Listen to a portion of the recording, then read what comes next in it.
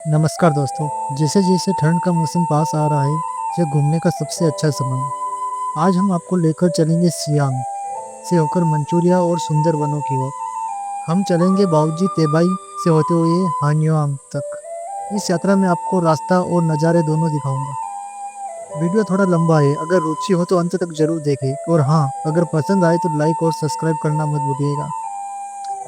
हम सियांग से निकल पड़े हैं और पहुंचे हैं रेयुआन। रास्ते में मेशियन के गैस स्टेशन पे रुके और फिर बाएं मुड़ गए। मेशियन अपनी लोच मछली के लिए मशहूर है। अगर आपको पसंद हो तो रास्ते में यह खरीद कर चख सकते हैं। इसके बाद हम मेहताइन लाइन से गुजरे। यहाँ एक बड़ा जलाशय है। पानी का भंडार बहुत बड़ा है और दृश्य भी बहुत खूबसूरत है। लगभग 20 मिनट चलते रहे और आगे जाकर सो युआन का बोर्ड दिखाई देगा।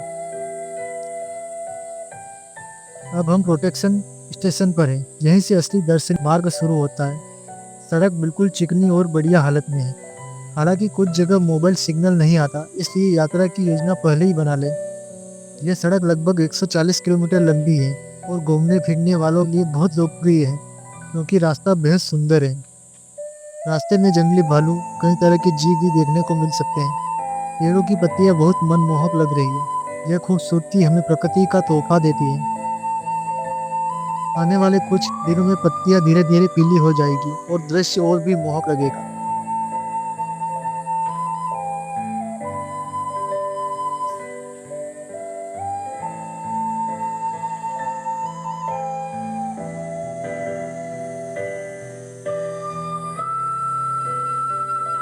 आगे एक लाल जंगल है जहाँ पेड़ों की छाल कर चिकनी हो गई है।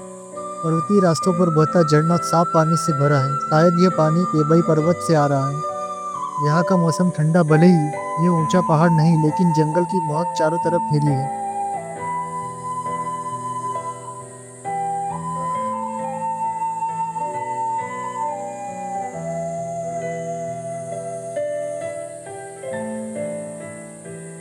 अब हम पहुंच चुके हैं 2400 मीटर ऊंचे डार्लिंग पॉइंट पर।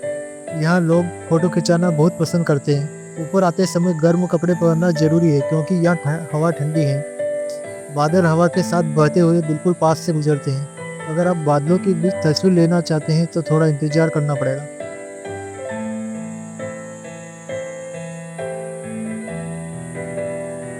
अब आगे बढ़ते हैं लिंगयान की ओर। यहाँ घने जंगल और लाल पत्तियां बेहद सुंदर नज़ारा पेश करती है। झरनों का पानी समुद्र की ऊंचाई से गिरता है और इसका तापमान काफी ठंडा होता है। मैंने काफी देर तक देखा है, लेकिन अब तक हिम्मत नहीं हुई कि हाथ डालकर इस बर्फ जैसे ठंडे पानी को छू सकूं। गहरे पीले रंग की पत्तियां जमीन पर गिरकर मुलायम कालीन जैसा दृश्य बनाती है। ठंडी हवा से पूरा वातावरण बेहद शांत और मनमोहक लगता है।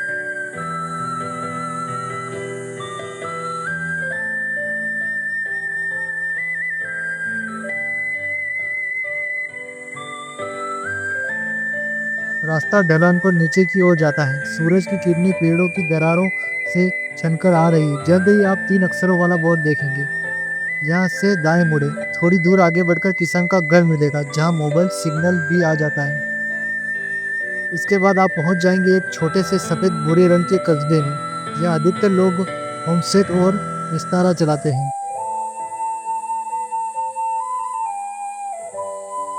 अगर आपके पास समय हो तो आप यहीं रुककर रात बिता सकते हैं।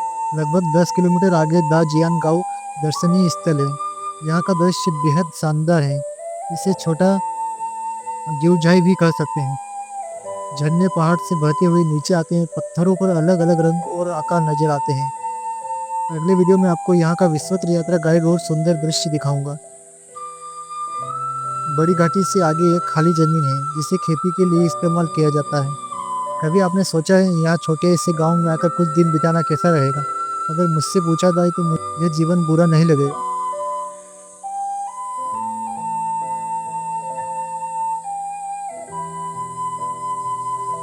रास्ते में कई छोटे दर्शनीय स्थल भी हैं, जैसे 1000 साल पुराना यीन फॉरेस्ट। अब अंधेरा होने लगा है। हम चलकर पहुंच गए हैं तेलुगुना, जो कभी एक राजनीतिक केंद्र हुआ करता था।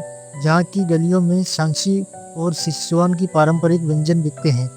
कीमत भी काफ़ी किफ़ायती है और स्वाद भी लाजवाब है। धीरे धीरे पूरे कस्बे की रोशनी मंद पड़ गई। शाम 7 बजे रोशनी फिर से जगमगाने लगी और प्राचीन इमारतें बेहद खूबसूरत दिखाई देने लगी। पूरा कस्बा रोशनी से नहाया हुआ नजर आता है। हालांकि यहाँ लोग कम दिखते हैं, लेकिन फोटोग्राफरों की संख्या अब भी काफी है। हैंगयू ब्रिज यहाँ का प्रमुख आकर्षण है। पुराने घर पीली रोशनी में बहुत सुंदर लगते हैं। हुयान प्राचीन नगर की सारी गलियां और इमारतें यहीं देखने को मिलती हैं।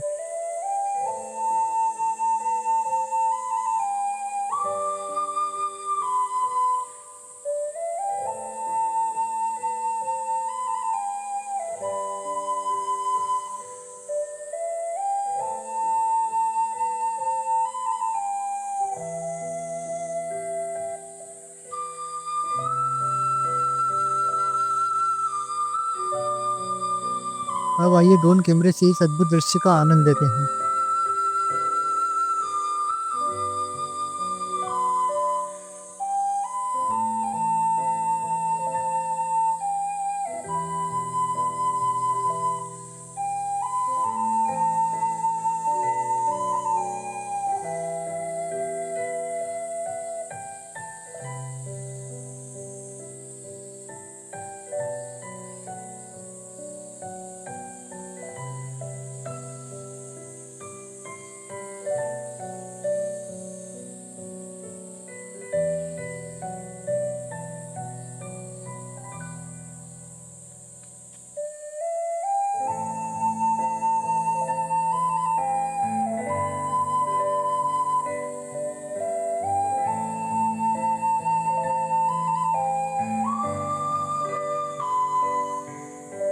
तो दोस्तों, आज की यात्रा यहीं समाप्त होती है। अगर आपको वीडियो पसंद आए तो लाइक और सब्सक्राइब जरूर करें।